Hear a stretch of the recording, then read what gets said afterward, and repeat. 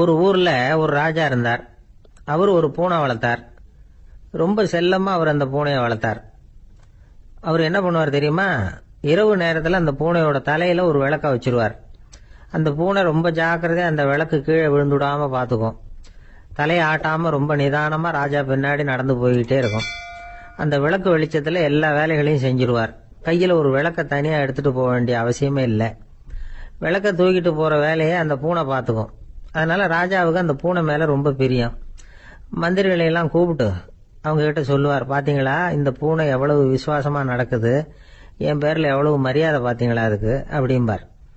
இதை கேட்டுவிட்டு அங்கிருந்த அமைச்சர்கள் ஒருத்தர் சொன்னார், மன்னா நீங்க சொல்றது சரிதான், இருந்தாலும் இந்த பூனையோட விசுவாசத்தை நாம கொஞ்சம் சோதிச்சு பார்க்க வேண்டியிருக்கு அப்படின்னாராம். சரி, உங்க ஆசையை ஏன் கெடுக்கணும், நல்லா சோதிச்சு பாருங்க அப்படின்னு சொல்லிவிட்டார் ராஜா. உடனே அந்த அமைச்சர் என்ன பண்ணார் தெரியுமா? எங்கேயோ புறப்பட்டு போனார். ஒரு 5-6 எலிகளை பிடிச்சிட்டு வந்தார். அரண்மனையில் ராஜா ஏதோ வேலை பார்த்துக்கிட்டு இருக்கிறாரு. பக்கத்தில் அந்த பூனை ரொம்ப பணிவா நின்றுகிட்டு இருக்குது. அது தலையில விளக்கு எரிஞ்சுக்கிட்டு இருக்கு. அமைச்சர் தான் பிடிச்சிட்டு வந்த எலிகளை அந்த பூனை பார்வையில படுறது மாதிரி எதிரில் விட்டார். அந்த எலிகள்லாம் அங்கேயும் இங்கேயும் ஓட ஆரம்பிச்சுது. அதை பார்த்தது பூனை. அவ்வளவுதான். தலையில இருக்கிற விளக்க பத்தியும் கவலைப்படல, ராஜாவை பத்தியும் கவலைப்படல. ஒரே பாய்ச்சலா பாஞ்சு எலிகளை துரத்த ஆரம்பிச்சுட்டுது. தலையில இருந்த விளக்கு எங்கேயோ போய் விழுந்தது, அணைஞ்சு போச்சு. இருட்டுல ராஜா தடுமாற ஆரம்பிச்சுட்டார். இந்த சமயத்துல அந்த அமைச்சர் மறுபடியும் விளக்க ஏத்தினார். வெளிச்சம் வந்தது. அதுக்கப்புறம் அந்த அமைச்சர் பேசினார், அரசே, பூனையோட விசுவாசத்தை பாத்தீங்களா? எலி அது கண்ணுல படுற வரைக்கும் தான் விசுவாசமா இருந்தது. அது மாதிரி எலிய பார்த்ததும் எல்லாத்தையும் விட்டுட்டு அதை துரத்த ஆரம்பிச்சுட்டு பாத்தீங்களா? தான் அந்த பூனையை பத்தி நினைச்சது தப்புங்கிறது அதுக்கப்புறம் தான் அந்த ராஜாவுக்கு புரிஞ்சுதான். சரி, இப்ப எதுக்கு இந்த கதையெல்லாம் அப்படிங்கிறீங்களா? இந்த பூனை மாதிரி தான் நம்ம மனசும். மனசை எவ்வளவுதான் பயிற்சி கொடுத்து பக்குவமா வச்சிருந்தாலும் பாக்குறதுக்கு பரமசாது மாதிரி தான் இருக்கும். பார்க்க வேண்டியதை பார்த்துட்டுதுன்னா பாஞ்சிரும். இந்த பூனை மாதிரி புலன் இன்ப பொருள்கள் கிட்டாத வரைக்கும் மனம் அடங்கி இருக்கிறது மாதிரி தான் தெரியும். கொஞ்சம் வாய்ப்பு கிடைச்சாலும் அது குதிக்க ஆரம்பிச்சிரும், தப்பு பண்ண ஆரம்பிச்சிரும். பெரிய பெரிய முனிவர்கள் வாழ்க்கையில நடந்த வீழ்ச்சி இதை தான் நிரூபிக்குது. புலன்களின் ஆற்றல் அதிகம். அதனால மனக்கட்டுப்பாடு பயிற்சிகள்ல ரொம்ப எச்சரிக்கையா இருக்கணுங்கிறார் சுவாமி சிவானந்தர். மது பழக்கத்தையே விட்டுட்டேன்னு உறுதியா இருப்பான். கடை கண்ணுல பட்டுட்டுதுன்னா கால் அவனை கேட்காமலே இழுத்துக்கிட்டு உள்ள போயிடும். இதுதான் மனசுங்கிறது. அதுதான் அந்த ராஜா வளர்த்த பூனை. நம்மால் ஒருத்தன் அந்த ராஜா பூனை தலையில விளக்க வச்சது மாதிரி இவன் தன்னுடைய தலையிலேயே ஒரு விளக்க ஏற்றி வச்சுக்கிட்டு என்னத்தையோ தேட ஆரம்பிச்சான். தேடிட்டு இருக்கிறான். தலையை ஆட்டாம நிதானமா நடந்து ரொம்ப நேரமா தேடிட்டு இருக்கிறான். அந்த சமயம் அங்க வந்த ஒருத்தர், என்னத்தை தேடுறீங்கன்னு கேட்டார். அதுதான் மறந்து போச்சு அப்படின்னு இழுத்தான். சரி, கொஞ்சம் இப்படி உட்காருங்க, ஞாபகம் வந்ததுன்னு தேட ஆரம்பிக்கலாம் அப்படின்னாரு அவரு. இவன் கொஞ்ச நேரம் உட்காந்து யோசிச்சான். அப்புறம் திடீர்னு எழுந்திருச்சான். ஞாபகம் வந்துட்டுதுன்னா. என்னன்னு கேட்டார். எங்க வீட்டுல இருந்த விளக்க எங்க வச்சேன்னு தெரியல, அதுதான் தேடிட்டு இருக்கிறேன், ஏத்தி வைக்கலாம்னு பாக்குறேன் அப்படின்னா. ஒரு ஊர்ல ஒரு குரு இருந்தார், ஜென் குரு. அவரை தேடிட்டு ஒரு மன்னர் வந்தார். வந்தவர் ஜப்பான் மன்னர். தோட்டக்கலையை பத்தி தெரிஞ்சிட்டு போறதுக்காக அவர் வந்தார். எப்படி தோட்டம் அமைக்கிறது அப்படிங்கறத பத்தி அந்த குரு விவரமா சொல்லி கொடுத்தாரு. 1 நாள் 2 நாள் இல்ல, 3 வருஷம் கத்து கொடுத்தார். அதுக்கப்புறம் சொன்னார், நான் கத்து கொடுத்துட்டேன், இனிமே நீங்க போகலாம், போய் தோட்டம் அமைக்கலாம், அதுதான் உங்களுக்கு பரிசை. தோட்டம் அமைச்ச பிறகு சொல்லி அனுப்புங்க, நான் பாக்கிறேன். நீங்க இங்க என்னவெல்லாம் கத்துக்கிட்டீங்களோ அதையெல்லாம் அங்க செயல்முறையில செஞ்சு காட்டுங்க அப்படின்னு சொல்லி அனுப்பி வச்சார். மன்னர் போனார். அரண்மனைக்கு பக்கத்திலேயே ஒரு பெரிய தோட்டத்தை உண்டு பண்ணினார். அழகான மரங்களையும் செடிகளையும் உருவாக்கினாரு. கிட்டத்தட்ட 1000 தோட்டக்காரர்களை பயன்படுத்தி 3 வருஷங்கள் முயற்சி பண்ணி அந்த அழகான தோட்டத்தை உருவாக்கினார். குரு கிட்ட இருந்து செய்தி வந்தது, நாளைக்கு தோட்டத்தை பாக்கிறேன் அப்படின்னு. மன்னர் உடனே சுறுசுறுப்பாயிட்டார். முதல் நாளே தோட்டத்தை சுத்தப்படுத்தினார். ராத்திரி பூரா யாரும் தூங்கல. எல்லாருக்கும் தோட்டத்தை ஒழுங்குபடுத்துற வேலை. அது அந்தந்த இடத்துல ஒழுங்கா இருக்குதா அப்படின்னு சரி பார்த்தாங்க. ஒரு தவறும் இல்லாத வகையில அதை ஒழுங்குபடுத்தினாங்க. மறுநாள் குரு வந்தார், தோட்டத்தை பார்த்தார். அவருக்கு கோபம் வந்துட்டுது. மன்னருக்கு ஆச்சரியம், எப்பவும் சிரிச்சுக்கிட்டே இருக்கிறவர் இப்ப எப்படி இருக்கிறாரே அப்படின்னு. மெதுவா குரு கிட்ட போய், எல்லாம் சரியா தானே இருக்குது அப்படின்னார். எல்லாம் சரிதான், ஆனாலும் எங்கே அந்த பொன்னிற காற்று அப்படின்னார். உதிர்ந்த இலைகள், பொன் மஞ்சள் நிற இலைகள் காற்றில் அப்படி புரண்டு ஓடுவதை நான் பார்க்க முடியவில்லையே அப்படின்னாராம். அது இல்லாம இந்த தோட்டம் உயிரோட்டம் உள்ளதா இருக்காது, இதுல பாடல் இல்லை, ஆடல் இல்லை, அதெல்லாம் இல்லாம இந்த தோட்டம் ரொம்பவும் செயற்கையா தெரியுதேன்னாராம். மன்னர் இப்பதான் யோசனை பண்ணார். கீழே கிடந்த காஞ்சி போன இலைகள் மட்டும் இல்ல, மரத்துல இருந்த காஞ்சி போன இலைகளையும் அப்புறப்படுத்தி சுத்தமா வச்சிருக்கிறார். இறப்பும் வாழ்க்கையினுடைய ஒரு பகுதி தான். மரணம்ங்கிறது வாழ்க்கைக்கு எதிரானது அல்ல, அதை நிரப்பும் ஒரு பகுதி தான் அது. மரணம் இல்லையில் வாழ்க்கையே இல்லை அப்படிங்கிறது பெரியவங்க கருத்து.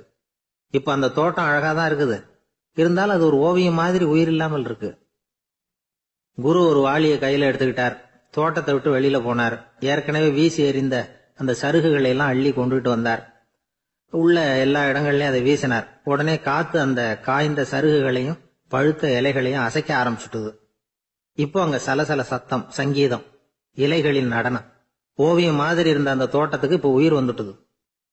இதுதான் அந்த பொன்னான காற்று அப்படின்னாராம் குரு. மன்னருக்கு புரிஞ்சுது. மிகப்பெரிய ஜென் கேள்வி ஒன்று உண்டு. உம்மான் அப்படிங்கிற ஒரு பெரிய குருவை பார்த்து துறவி ஒருத்தர் கேட்டாராம், இலைகள் எல்லாம் கீழே விழுந்து மரங்கள் மொட்டையாக இருக்கும் பொழுது என்ன நடக்கும்? இதுதான் கேள்வி. இதுக்கு உம்மான் சொன்ன பதில் பொன்னான காற்று, தி கோல்டன் விண்ட் அப்படின்னாராம். இதுக்கு என்ன விளக்கம்னா, உன்னுடைய எண்ணங்கள் எல்லாம் உன்னுடைய மனசிலிருந்து கீழே விழுந்து உனது உள்ளுணர்வானது மொட்டையாக நிற்கும் நிலைதான் அது. உனது வேர்களின் அருகில் காற்று வீசுகிறது. எல்லா எண்ணங்களும் உன்னிலிருந்து வெகு தூரத்துக்கு புரண்டு கொண்டே சென்று விடுகிறது. நீ அவற்றை கடந்து விட்டால் நீ அவைகளுக்கெல்லாம் மேலெழுந்து கீழே பார்ப்பவனைப் போல நிற்க ஆரம்பித்து விடுவாய். அதுதான் தியானம் என்பது அப்படின்னு சொல்றாங்க. தியானம்ங்கிறது எண்ணத்துக்கு எதிரானது இல்ல, தியானம்ங்கிறது எண்ணங்களை கடந்து செல்வதுதான். அதுக்கப்புறம் நாம பொன்னிற காற்றுல ஆட ஆரம்பிச்சிருவோம். இதுதான் பெரியவர்கள் சொல்றது. என்கிட்ட ஒருத்தர் தோட்டம் அமைக்கணும்னு யோசனை கேட்டு வந்தார். எல்லாம் சொல்லி கொடுத்தேன். செடிகள்லாம் செழிப்பா வளரணும்னா வேர் காயாம பாத்துக்குங்க, தினமும் தண்ணி விடுங்க அப்படின்னு சொல்லி அனுப்பி வச்சேன். ஒரு மாசம் கழிச்சு ஒரு தோட்டத்தை பாக்கிறதுக்காக போனேன். போய் பார்த்தா எல்லா செடியும் வாடி கிடக்குது. என்னங்க இப்படி பண்ணிவிட்டீங்கன்னு. நீங்க சொன்னபடிதான் செஞ்சேன்னார். என்ன செஞ்சீங்கன்னு கேட்டேன். வேர் காயாம பாத்துக்க சொன்னீங்க, தினமும் ஒரு தடவை எல்லா செடியையும் ஒவ்வொன்னா புடுங்கி பார்த்து வேர் காயாம இருக்கா அப்படின்னு பார்த்துட்டு அதுக்கப்புறம் தண்ணி பாய்ச்சனே, அவ்வளவுதான் அப்படின்னார். ஒரு ஜென் துறவி, அவருக்கு ரொம்ப வயசாயிட்டுது, கடைசி காலம். நண்பர்களெல்லாம் கூப்பிட்டார். நண்பர்களே, நான் வித்தியாசமான முறையில் சாகணும்னு ஆசைப்படுறேன், அதுக்கு ஏதாவது யோசனை சொல்லுங்களேன் அப்படின்னு கேட்டாராம். நண்பர்கள் சிரிச்சாங்க.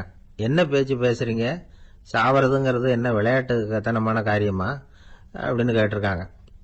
அந்த துறவி கொஞ்ச நேரம் யோசனை பண்ணார். அப்புறம் கேட்டாராம், இதுவரைக்கும் யாராவது நடந்துகிட்டே இறந்துருக்கிறாங்களா அப்படின்னாராம். எல்லாரும் இல்லைன்னாங்களாம். ஒருத்தர் மட்டும் சொல்லியிருக்கார். அப்படியும் ஒருத்தர் இறந்திருக்கிறதாக ஒரு கதையில படிச்சிருக்கிறேன், ஒரு ஞானியால தான் அப்படியெல்லாம் செய்ய முடியும் அப்படின்னு அவர் சொன்னாராம். சரி, அப்படின்னா அந்த முறை நமக்கு வேணாம், நின்றுகிட்டே யாராவது உயிரை விட்டுருக்காங்களா அப்படின்னு விசாரிச்சாராம். அப்படியும் ஒருத்தர் இறந்திருக்கிறார் அப்படின்னாங்களாம். மறுபடியும் அந்த துறவி யோசனை பண்ணியிருக்கிறார். ஏதாவது வித்தியாசமான முறையில் நாம போகணும் அப்படிங்கிறது அவருடைய விருப்பம். மனிதன் எப்படி வாழ்கிறானோ அப்படி இறப்பதுதான் நல்லது. சரி, யாராவது தலைகீழா யோகம் செய்யும் நிலையில இறந்திருக்கிறாங்களா அப்படின்னு விசாரிச்சாராம். நண்பர்கள் சிரிச்சாங்க.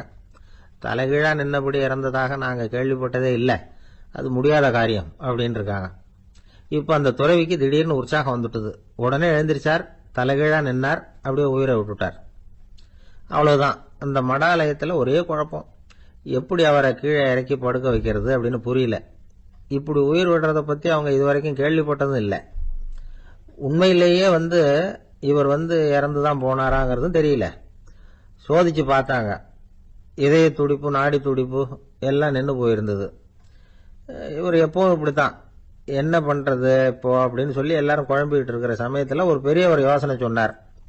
இந்த துறவியோட மூத்த சகோதரி பக்கத்து மடாலயத்தில் இருக்கிறாங்க, அவங்களை இங்க அழைச்சிட்டு வந்தா ஏதாவது வழி கிடைக்கும் அப்படின்னார்.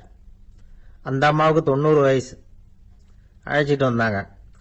ஒரு குச்சியை ஊன்றிக்கிட்டு அப்படியே மெதுவா நடந்து வந்தாங்க. தம்பி, தலைகீழா நின்று உயிர் விட்டு இறக்கிறத பார்த்தாங்க. தம்பின்னு கூப்பிட்டு பார்த்தாங்க, ஒன்றும் காணும். உடனே என்ன பண்ணாங்க, தன்னுடைய கைத்தடியால தம்பியோட உடலை ஒரு தட்டு தட்டினாங்க. ஏப்பா, சாகரப்பும் உன்னுடைய குறும்புத்தனத்தை விடலையா? இப்படியாடா சாகிறது? ஒழுங்கா செத்து தொலை அப்படின்னாங்களாம். அவ்வளவுதான். உடனே அந்த துறவி திரும்பி நேரா நின்னார். அக்கா, கோவப்படாத, நான் ஒழுங்கா சாகிறேன், எப்படி செத்தா என்ன, எல்லாம் எனக்கு ஒண்ணுதான் அப்படின்னு சொல்லிவிட்டு அப்படியே தரையில படுத்து உயிரை விட்டாராம். அதுக்கப்புறம் அந்த அம்மா கோலை கையில எடுத்துக்கிட்டு அப்படியே திரும்பி கூட பார்க்காம அவங்க பாட்டுக்கு போயிட்டாங்களாம். மரணத்தை ஒரு விளையாட்டாக ஆக்கிய அந்த துறவிக்கு வாழ்க்கையே ஒரு விளையாட்டா தான் இருந்திருக்குது. எந்த நோக்கமும் இல்லாம செயல்படுறதுன்னா என்னங்கிறதும் அவருக்கு தெரிஞ்சிருக்குது. பயனை எதிர்பார்க்காம பணி செய்து வாழ்ந்து மறைந்த மகான் அவர். தம்முடைய தொழிலை விளையாட்டு போல செய்ய தெரிஞ்சவருக்கு வாழ்க்கையே ஒரு விளையாட்டா மாறிடும். எல்லாமே விளையாட்டாகி விடுகிற போது மரணமும் விளையாட்டாகிவிடும் அப்படிங்கிறது தான் அந்த தத்துவம். ஆனா அதுக்கு முன்னாடி உங்களுக்குள்ள இருக்கிற உண்மையான நடிகனை நீங்க அடையாளம் கண்டுபிடிக்கணும். நீங்க நடிக்க வேண்டியதே இல்லை, நீங்க ஏற்கனவே நடிச்சுக்கிட்டு தான் இருக்கிறீங்க. நீங்க இந்த உண்மையை தெரிஞ்சுக்கணும், அவ்வளவுதான். இதுதான் ஞானிகளுடைய கருத்து. வாழ்க்கையை சரியா புரிஞ்சுக்கிட்டா எல்லாமே நடிப்புங்கிறது புரியும். கல்யாண பத்திரிக்கை அனுப்பியிருந்தேனே, ஏண்டா வரலன்னு கேட்டான் ஒருத்தன். வந்திருந்தேனே அப்படின்னானா இவன். டேய், ஏண்டா போய் சொல்ற, நான் பத்திரிக்கையே உனக்கு அனுப்பலையே அப்படின்னு இருக்கான் அவன். அதுக்கு இவன் சொன்னானா, பத்திரிக்கை அனுப்புனேன்னு நீ போய் சொல்றப்போ கல்யாணத்துக்கு வந்தேன்னு நான் போய் சொல்லக்கூடாதா அப்படின்னானா. ஒரு பெரிய அரசன் இந்த உலகம் பூராவையும் ஆண்டுகிட்டு இருந்தான். ரொம்ப காலம் அப்படி அரசாட்சி பண்ணிட்டு இருந்தான். திடீர்னு அவனுக்கும் சில எதிரிகள் முளைச்சாங்க. அவங்கெல்லாம் ஒன்று சேர்ந்து இவனை தோற்கடிச்சுட்டாங்க. தோத்து போனதும் இவனுக்கு பயம் வந்துட்டுது, எங்க எதிரிகள் நம்ம கொண்டுடுவாங்களோ அப்படின்னு. வெளியில வந்தா தனக்கு ஆபத்துன்னு பயந்துகிட்டு யாருக்கும் தெரியாம ஒரு குகைக்குள்ள போய் பதுங்கி கிடக்கிறான். நிலைமைய பாருங்க. முதல் நாள் அரண்மனையில அதிகாரம் பண்ணிக்கிட்டு இருந்தவன் மறுநாள் குகையில பயந்து போய் பதுங்கி கிடக்கிறான். ராத்திரி நேரம் வந்தது, பசி வயத்தை கிள்ளுது, பிச்சை எடுத்து சாப்பிட வேண்டிய நிலைமை. பிச்சை எடுக்கிறதுக்கு பாத்திரம் வேணுமே, என்ன பண்றது அப்படின்னு அங்கேயும் இங்கேயும் பாக்குறான். ஒரு மூலையில யாரோ விட்டுட்டு போன ஒரு ஓடு கிடக்குது. அதை எடுத்துக்கிட்டு புறப்பட்டான். இருட்டுல வழி புரியல. ஏதோ ஒரு யூகத்துல காலை மெதுவா எடுத்து வச்சு நடந்து போயிட்டு இருக்கிறான். வழியில ஒரு கருப்பு நாய் படுத்து கிடந்தது.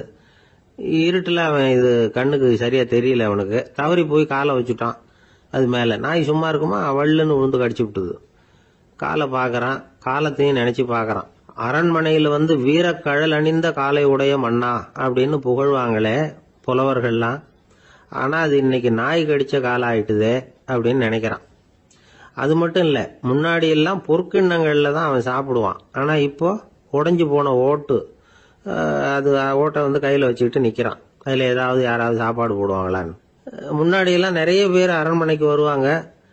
அரசருக்கு காணிக்கைன்னு சொல்லி இவன் காலடியில கொண்டாந்து கொட்டுவாங்க. அப்போல்லாம் இவன் அந்த ஜனங்களுடைய முகத்தை திரும்பி கூட பாக்குறது இல்ல, ரொம்ப கர்வமா உட்காந்துருப்பான். அதே ஆளு இன்னைக்கு எல்லாரு கண்ணுலயும் படுறது மாதிரி பிச்சை எடுத்துக்கிட்டு இருக்கிறான். அப்போலாம் காணிக்கைகளை தன்னுடைய கையால வாங்குறது தனக்கு கௌரவ குறைச்சல்னு நினைச்சு தன்னுடைய வேலைக்காரங்களை விட்டு தான் அதை வாங்க சொல்லுவான். இப்போ பாத்தீங்கன்னா அவனே தன் கையாலேயே பிச்சை வாங்குறான். நினைச்சு பாருங்க. அந்த மனுஷன் முத நாள் அரசன், மறுநாள் பிச்சைக்காரன். எவ்வளவு வித்தியாசம். செல்வம் தான் இப்படி ஒரு வித்தியாசம் ஏற்படுறதுக்கு காரணம். அப்படிப்பட்ட செல்வம் வாழ்க்கையை நடத்துறதுக்கு நமக்கு தேவைதான். ஆனா அதையே நாம் அடைய வேண்டிய பயனா நினைக்கிறோம் பாருங்க, அதுதான் வேடிக்கை. இத நம்மாழ்வார் அழகா ஒரு பாசுரத்துல சொல்றார். ஒரு நாயகமாய் ஓட உலகுடன் ஆண்டவர், கருணாய் கவர்ந்த காலர், சிதைகிய பானையர், பெருநாடு காண இம்மையிலே பிச்சைதாம் கொள்வர், திருநாரணன் தாழ் காலம் பெற சிந்தித்து உய்மினோ அப்படிங்கிறார் நம்மாழ்வார். ஒரு பெரிய பணக்காரர் ஒரு துறவிகிட்ட போய், சாமி என்கிட்ட நிறைய பணம் இருக்கு, இருந்தாலும் நிம்மதி இல்ல, என்னால நிம்மதியா இருக்க முடியல, என்ன காரணம்னு கேட்டாராம். உடனே அந்த துறவி இதுக்கு நேரடியா பதில் சொல்லாம பக்கத்துல நின்றுகிட்டு இருந்த ஒரு குழந்தைய கூப்பிட்டார். அது ஓடியாந்தது. ஒரு ஆப்பிள் பழத்தை எடுத்து அது கையில கொடுத்தார். அதை வாங்கிக்கிட்டு குழந்தை சிரிச்சுது. இன்னொரு பழத்தை எடுத்து கொடுத்தார். அதை இன்னொரு கையில வாங்கிட்டு சிரிச்சுது. மூணாவது ஆப்பிள் எடுத்து கொடுத்தார். 2 பழத்தையும் நெஞ்சில் அணைச்சிக்கிட்டு 3வது பழத்தையும் வாங்கறதுக்கு முயற்சி பண்ணிச்சு. ஆனா அது உடனே நழுவி கீழே விழுந்து உருண்டு ஓடிச்சு. ஏற்கனவே இருந்ததும் விழுந்துட்டுது. இப்ப அந்த குழந்தை அழ ஆரம்பிச்சுட்டுது. இப்ப அந்த துறவி பணக்காரர்கிட்ட சொன்னாராம், குழந்தைய கவனிச்சியா, 2 ஆப்பிள் போதும்னு அது நினைச்சிருந்தா இப்போ அது அழ வேண்டிய அவசியம் வந்திருக்குமா அப்படின்னாராம். எதுவுமே அளவுக்கு மிஞ்சினா துன்பம்தான். இந்த காலத்துல இதெல்லாம் யாரு காதுல வாங்குறாங்க? ஒருத்தனை நல்ல வழிக்கு கொண்டு வரணும்னு நினைச்சு அவனை கூப்பிட்டு உட்கார வச்சு இந்த கதையை சொல்லிட்டு இருந்தாங்க. சொல்லிவிட்டு அந்த குழந்தை செஞ்சது தப்பு தானே அப்படின்னு கேட்டிருக்கிறாங்க. ஆமாம், தப்பு தான். நானா இருந்தா அப்படி செஞ்சிருக்க மாட்டேன் நானா இவன். 2 பழமே போதும்னு சொல்லியிருப்பியா அப்படின்னு கேட்டிருக்காங்க. அப்படி இல்லைங்க, அவர் கொடுக்க கொடுக்க ஒவ்வொரு பழமா வாங்கி பின்னாடி வச்சுட்டு மறுபடியும் கையை நீட்டுவேன் அப்படிங்கிறானா. இவெல்லாம் எந்த காலத்துல திருந்துறது? ஒரு ஊர்ல ஒரு புகழ்பெற்ற பத்திரிகையாளர் இருந்தார். அவர் ஒரு நாள் திடீர்னு இறந்து போயிட்டார். அதுக்கப்புறம் நேரா சொர்க்கத்துக்கு போனார். சொர்க்கத்தின் வாசல்ல நின்றுகிட்டு இருந்த ஒருத்தர் அவரை தடுத்தார். இத பாரு, ஏற்கனவே இங்க 12 பத்திரிகையாளர்கள் இருக்கிறாங்க, அவங்களுக்கே இங்க வேலை இல்லை. அதுக்கு என்ன காரணம்னா, சொர்க்கத்துல திடுக்கிடும் செய்திகள்லாம் ஒன்றும் கிடையாது. அப்படி என்ன இருக்க போகுது இங்க எல்லாம் அது ஒழுங்கா நடந்துகிட்டு இருக்கும். எல்லாம் ஒழுங்கா நடந்தா பத்திரிகைகளுக்கு சுவாரஸ்யமான கொலை கொள்ளை தீ வைப்பு இது மாதிரி எதுவும் இங்க இல்ல. ஏற்கனவே இங்க இருக்கிறவங்க எல்லாரும் மரத்தடியில் உட்காந்துக்கிட்டு தியானம் பண்ணிட்டு இருக்கிறாங்க. அந்த ஒரே செய்தி தான் தினமும் இங்க வந்துகிட்டு இருக்குது. அதை படிக்கிறதுக்கே இங்க ஆள் கிடையாது. அதனால நான் என்ன சொல்றேன்னா, நீ பேசாம நரகத்துக்கே போயிடு. அங்க எவ்வளவோ நிகழ்ச்சிகள் நடந்துகிட்டு இருக்கு. அங்கதான் அதிகமான பத்திரிகையாளர்கள் தேவைப்படுறாங்க. அங்க உனக்கு நிறைய வேலை இருக்கும். அதை செய்யறதில்ல, நீயும் மகிழ்ச்சியா இருக்கலாம் அப்படின்னு சொன்னாராம். அங்க அந்த சொர்க்கத்தின் வாசல்ல நின்றுகிட்டு இருந்தவர். இந்த பத்திரிகையாளர் அங்கேயே நின்று கொஞ்சம் யோசனை பண்ணார். இவருக்கு சொர்க்கத்திலே இருக்கணும்னு தான் ஆசை. அதனால மெதுவா அவர்கிட்ட பேசினாராம். ஐயா, என்ன ஒரு 24 மணி நேரம் இங்க உள்ள இருக்கிறதுக்கு அனுமதி கொடுங்க. இங்க இருக்கிற பல பத்திரிகையாளர்களை எனக்கு தெரியும். அவங்கள சில பேரை சமாதானப்படுத்தி மெதுவா பேசி நரகத்துக்கு அனுப்பி வச்சுடுறேன். நான் இங்க இருந்துக்கிறேன். உங்க கணக்குப்படி 12 பேருக்கு மேல இங்க தாண்டாது, அப்படி பாத்துக்கிறேன் அப்படின்னாராம். அவரும் யோசனை பண்ணி பார்த்துட்டு, சரி அப்படியே உனக்கு அனுமதி கொடுக்குறேன். ஆனா ஒரு விஷயம், 24 மணி நேரம் தான் அனுமதி, அதுக்குள்ள எல்லாம் நடக்கணும் அப்படின்னு இருக்காரு. சரின்னு சொல்லிவிட்டு இந்த பத்திரிகையாளர் உள்ள போனார். யோசனை பண்ணார். திட்டம் போட்டு ஒரு பொருளையை கிளப்பி விட்டார். சக பத்திரிகையாளர்கள் எல்லாம் கூப்பிட்டு சொன்னாராம். இந்த பாருங்க, நரகத்துல ஒரு பெரிய தினசரி பேப்பரை கொண்டுகிட்டு வர்றதுக்காக திட்டம் போட்டுக்கிட்டு இருக்காங்க. அதுக்கு பல அதிகாரிகள் தேவைப்படுறாங்க. நிறைய சம்பளம் கிடைக்கும். யார் யாரெல்லாம் நரகத்துக்கு போக ஆசைப்படுறாங்களோ அவங்க எல்லாம் போகலாம் அப்படின்னு ஒரு பொருளையை கிளப்பி விட்டார். 24 மணி நேரம் கழிச்சு வாசல் பக்கம் போனார். அங்க இருந்தவர்கிட்ட எத்தனை பேர் வெளியேறினாங்கன்னு விசாரிச்சாராம். அப்போ அவரு இவரை, நீ வெளியே போகக்கூடாது, முதல்ல உள்ளதான் இருக்கணும் அப்படின்னு தடுத்தாராம். அப்புறம் சொன்னாராம், நீ சொன்ன செய்தியை கேட்டதும் இங்க இருந்த எல்லா பத்திரிகையாளர்களுமே நரகத்துக்கு போயிட்டாங்கப்பா, உள்ள யாருமே இல்ல, அதனால நீ உள்ளே இருக்கலாம் அப்படின்னாராம். இதை கேட்டதும் இந்த பத்திரிகையாளரே குழம்பி போயிட்டார். ஒருவேளை உண்மையிலேயே நரகத்துல புதுசா பத்திரிகை ஏதாவது ஆரம்பிக்க போறாங்களோ அப்படின்னு அவரே நினைக்க ஆரம்பிச்சிட்டாராம். அப்புறம் சொன்னாராம், ஐயா என்னை விட்டுருங்க, நான் நரகத்துக்கே போயிடுறேன், அங்க ஏதோ விசேஷம் இருக்கணும் அப்படின்னாராம். இல்லைன்னா இத்தனை பேரும் ஒட்டு மொத்தமா அங்க போறதுக்கு சான்ஸே இல்லை, என்னை தடுக்காதீங்கன்னு கெஞ்ச ஆரம்பிச்சுட்டாராம். மற்றவங்க நம்பணுங்கிறதுக்காக ஒரு பொருளையை கிளப்பி விட்டார். கடைசியில தானே அந்த பொருளைக்கு ஆளாயிட்டார். அதாவது பிறரை ஏமாற்றிய அவரது மனம் கடைசியில் அவரையே ஏமாத்த ஆரம்பிச்சுட்டு பாருங்க. நீங்க இப்படி அடுத்தவங்களை ஏமாத்துறதுக்கு உங்க மனசை பழக்கப்படுத்துறீங்க, ஆனா கடைசியில் அதனால நீங்களே ஏமாற்றப்படுகிறீர்கள் அப்படிங்கிறது பெரியவர்களுடைய புத்திமதி. அதனால உங்க மனசுகிட்ட ரொம்ப எச்சரிக்கையா இருங்கோ அப்படிங்கிறாங்க. நம்ம ஆளுங்க அங்க போய் என்ன சொல்லுவாங்கன்னா, இந்த மாதிரி அங்க போவாத இங்க போவாதன்னு பயமுறுத்துறது உண்டு. சில பேர் அங்க பேய் இருக்குது, பிசாசு இருக்கு அப்படின்னு பொருளைய கிளப்பி விடுறது உண்டு. இருட்டு நேரம் காட்டு வழியா ஒருத்தன் போய்கிட்டு இருக்கிறான். அங்க பேய் பிசாசு நடமாட்டம் இருக்கிறதாக வதந்தி. இவன் பயந்துகிட்டே வேகமா போறான்.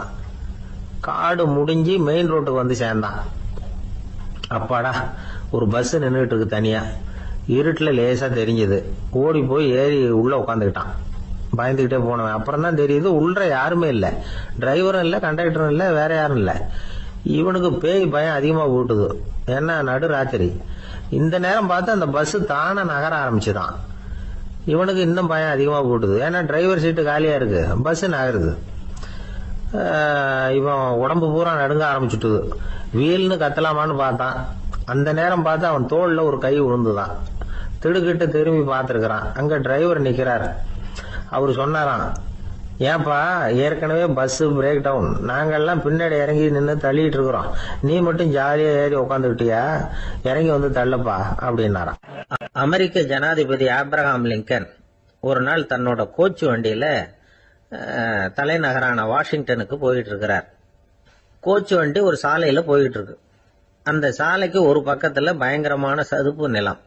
சதுப்பு நிலம்னா அது புதைகுழி, புதை மணல்ங்கிறோம்ல, அது மாதிரி. அந்த சதுப்பு நிலத்துல யாராவது மாட்டிக்கிட்டா அவ்வளவுதான், ஆளை கொஞ்சம் கொஞ்சமா உள்ள அமுக்கிவிடும், தப்பிச்சு கரையேறது கஷ்டம். அப்படிப்பட்ட நிலம் அது. ஆப்ரஹாம் லிங்கன் ஏதோ ஒரு முக்கியமான அரசாங்க வேலையா போயிட்டு திரும்பி வந்துட்டு இருக்கிறார். அதனால அந்த சமயத்துல அவர் விலை வசந்த ஆடைகளை அணிஞ்சிருக்கிறார். அப்படி அவர் அந்த கோச்சு வண்டியில வந்துகிட்டு இருக்கிறாரு. அந்த சமயத்துல ஒரு காட்சி அவர் கண்ணுல பட்டுட்டுது. என்ன தெரியுமா? ரோட்டுக்கு பக்கத்துல இருந்த சதுப்பு நிலத்துல ஒரு இளம் பன்றி குட்டி சிக்கிக்கிட்டு தவிச்சுக்கிட்டு இருக்குது, பரிதாபமா கத்திக்கிட்டு இருக்குது. அதை பார்த்தார் லிங்கன். அவருக்கு என்ன மாதிரி ஆயிட்டுது. உடனே வண்டியை நிறுத்த சொன்னார். கீழே இறங்கினார். தன்னோட விலை வசந்த ஆடைகளை பத்தி லட்சியம் பண்ணவே இல்லை. தனக்கே ஆபத்து வரலாம்ங்கிறத பத்தியும் கவலைப்படல. தான் ஒரு குடியரசுத் தலைவருங்கிறத பத்தியும் அவர் நினைச்சு பார்க்கல. நேரா அந்த சதுப்பு நிலம் பக்கமா போனாரு. அந்த சேத்துல இறங்கி பன்றிக்குட்டியை காப்பாத்தி கரைக்கு கொண்டுட்டு வந்து சேர்த்துட்டார். அதுக்கப்புறம் நிம்மதியா கோச்சு வண்டியில ஏறி வெள்ள மாளிகைக்கு வந்து சேர்ந்தார். டிரெஸ், உடம்பு பூரா சேரு சகதி. பாக்குறவங்களுக்கெல்லாம் ஆச்சரியமா போச்சு. அவங்களுக்கு ஒன்றும் புரியல. இவர் நேரா ட்ரெஸ் மாத்திக்கிறதுக்காக போனாரு. கோச்சு வண்டி ஓட்டிட்டு வந்தவன் கிட்ட போய் எல்லாரும் கேட்டாங்க என்ன ஆச்சு அப்படின்னு. அவர் வர்ற வழியில நடந்த விவரத்தை சொன்னார். ஆப்ரஹாம் லிங்கனுடைய இந்த இறக்க குணத்தை எல்லாரும் பாராட்டினாங்களாம், புகழ்ந்தாங்களாம். ஆனா இதுக்கு லிங்கன் என்ன பதில் சொன்னார் தெரியுமா? தயவு பண்ணி இந்த புகழ்ச்சியான பேச்சையெல்லாம் ஒதுக்குங்க, அதெல்லாம் வேணாம். அந்த சின்ன பிராணி சகதியில மாட்டிக்கிட்டு துடிச்சுக்கிட்டு இருந்தது, அதை பார்த்தேன். உடனே என்னுடைய இதயத்துல ஒரு முள்ளு தைச்சது மாதிரி ஒரு உணர்வு. அந்த முள்ளை பிடுங்கி எறிஞ்சேன், அவ்வளவுதான். உண்மையில அந்த பிராணிக்கு நான் உதவினேங்கிறத விட எனக்கு ஏற்பட்ட இன்னலை போக்கிட்டேன் அப்படிங்கறதுதான் உண்மை. அதுதான் பொருத்தம். அப்படி இருக்கிறப்போ இதுல புகழறதுக்கு என்ன இருக்குது அப்படின்னாரு ஆபிரகாம் லிங்கன். எவ்வளவு யதார்த்தமான வார்த்தைகள் பாருங்க. இந்த காலத்துல நம்மளையும் பல பேர் அப்படி உண்டு. நீச்சல் தெரியாத ஒரு ஆளு தண்ணியில இறங்கிட்டான். தண்ணி ஆழம்ங்கிறது அப்புறமா தான் தெரிஞ்சுது. தத்தளிக்க ஆரம்பிச்சுட்டான். வாழ் வாழ்னு கத்துறான். கரையில நின்றுட்டு இருந்த ஒருத்தர் இதை பார்த்தார். உடனே அவருக்கு இதயத்துல முள்ளு தைச்சது மாதிரி ஒரு உணர்வு. உடனே குபீர்னு தண்ணியில பாஞ்சார். அவரை காப்பாத்தி கரைக்கு கொண்டுட்டு வந்து சேர்த்தார். இத பார்த்துக்கிட்டு இருந்த இன்னொருத்தர் காப்பாத்தின அந்த ஆளை பாராட்டி புகழ்ந்தார். என்ன புகழாதீங்க சார் அப்படின்னார் அவர். ஏன்னு கேட்டார் இவர். நான் அந்த ஆளை ஏன் காப்பாத்தினேன் தெரியுமா? அவன் நேத்துக்கு என்கிட்ட 300 ரூபா கடன் வாங்கியிருக்கிறான். இவன் தண்ணியில போட்டான்னா நான் கொடுத்த கடனும் தண்ணியில போடும். அதனாலதான் விழுந்து காப்பாத்தினேன் அப்படின்னா அந்த ஆள். ஒரு ஊர்ல 4 நண்பர்கள் இருந்தாங்க. 4 பேரும் சோம்பேறிகள். 4 பேருக்கும் எந்த வேலையும் செய்யறதுக்கு உடம்பு வளையறதில்ல. இருந்தாலும் சோம்பேறித்தனத்துல ஒருத்தருக்கு ஒருத்தர் கொஞ்சம் வித்தியாசம் உண்டு. அதுக்கு தகுந்த மாதிரி அவங்களுக்கு பேர் அமைஞ்சு போச்சு. ஒருத்தன் கால் சோம்பேறி, இன்னொருத்தன் அரை சோம்பேறி, அடுத்தவன் முக்கால் சோம்பேறி, கடைசி ஆளு முழு சோம்பேறி. இவங்க 4 பேரும் நண்பர்கள். அப்புறம் எப்படி காரியம் நடக்கும்? 4 பேரும் ஒரு வீதியில அப்படியே நடந்து போய்கிட்டு இருக்கிறாங்க. நல்ல பசி. எங்கேயாவது சோறு போடுவாங்களா அப்படின்னு பார்த்துக்கிட்டே வந்தாங்க. அவங்க வந்த வழியில ஒரு 1 ரூபா காசு கிடந்தது தரையில. அவங்க கண்ணுல அது பட்டுது. ஆனாலும் அதை குனிஞ்சு எடுக்கணுமே, அதுக்கு சோம்பேறித்தனம். முழு சோம்பேறி பார்த்தான். பக்கத்துல வந்துகிட்டு இருந்த முக்கால் சோம்பேறி கிட்ட சொன்னானா, டேய் அதை கொஞ்சம் குனிஞ்சு எடுறா அப்படின்னானா. அவன் என்ன பண்ணான் தெரியுமா? அதுக்கு அடுத்தபடியா வந்த அரை சோம்பேறி கிட்ட சொன்னானா, டேய் நீ அதை கொஞ்சம் குனிஞ்சு எடுறா அப்படின்னானா. அவன் இவனை விட மோசம். அடுத்தவங்க கிட்ட சொல்லியிருக்கிறான். அவனும் குனியறதுக்கு தயாரா இல்ல. ஆக கூடி கடைசியில யாருமே காசை எடுக்கல. என்னத்துக்கு அனாவசியமா உடம்ப வளைச்சுக்கணும் அப்படின்னு எல்லாரும் பேசாம வந்துட்டாங்க. அவங்க பாட்டுக்கு நடந்து வந்துகிட்டே இருக்கிறாங்க. எதிரில் ஒருத்தன் வாழைப்பழத்தை வண்டியில வச்சு தள்ளிட்டே வந்தான். ரூபாய்க்கு 4 பழம்னு கூவி வித்துக்கிட்டே வர்றான். இப்ப அந்த முழு சோம்பேறி சொன்னானா, டேய் வழியில கிடந்தத 1 ரூபா, அதையாவது எடுத்துக்கிட்டு வந்திருந்தா இப்ப இந்த பழத்தை வாங்கி ஆளுக்கு 1 சாப்பிடலாமே அப்படின்னானா. ஆமா சாப்பிட்டுருக்கலாமே அப்படின்னாங்களாம் மற்றவங்களும். ஆனாலும் திரும்பி போய் அதை எடுக்கணும்னு யாருக்கும் தோணலை. பேசாம சோர்ந்து போய் நடந்து வந்தாங்களாம். இருட்டி போச்சு. வழியில ஒரு கோவில். சரி இங்கேயே படுத்து தூங்குவோம் அப்படின்னா ஒருத்தன். அதுதான் சரின்னாங்க மற்றவங்களும். அப்படியே மண்டபத்தில் படுத்துட்டாங்க. கோவில் அர்ச்சகர் வேலையெல்லாம் முடிச்சு விட்டு வெளியில வந்திருக்காரு. இவங்கள பார்த்தாராம். ஏன் இப்படி சோர்ந்து போய் கிடக்குறீங்க அப்படின்னு விசாரிச்சிருக்காரு. 2 நாளாச்சுங்க நாங்க சாப்பிட்டு அப்படின்னாங்களாம். அவர் உடனே ஐயோ பாவம் அப்படின்னு சொல்லி பானை, விறகு, அரிசி, தண்ணி எல்லாம் கொடுத்து நீங்களே சமையல் பண்ணி சாப்பிட்டுக்கோங்க அப்படின்னு சொல்லிவிட்டு போயிட்டார். இந்த 4 பேருக்கும் சமையல் பண்ணி சாப்பிடணும்னு ஆசையா தான் இருந்தது. ஆனா அடுப்பு பற்ற வைக்கணுமே, அதுக்கு தீப்பெட்டி வேணுமே. தீப்பெட்டி இல்ல. இப்ப முழு சோம்பேறி ஆரம்பிச்சான். அடுத்தவனை பார்த்து, டேய் கடைக்கு போய் ஒரு தீப்பெட்டி வாங்கிட்டு வாயேன் அப்படின்னு. அவன் வழக்கம் போல அடுத்தவங்க கிட்ட சொல்லியிருக்கான். அவன் அதுக்கு அடுத்தவங்க கிட்ட சொல்லியிருக்கிறான். கடைசியா கால் சோம்பேறி கிட்ட வந்து சேர்ந்தது.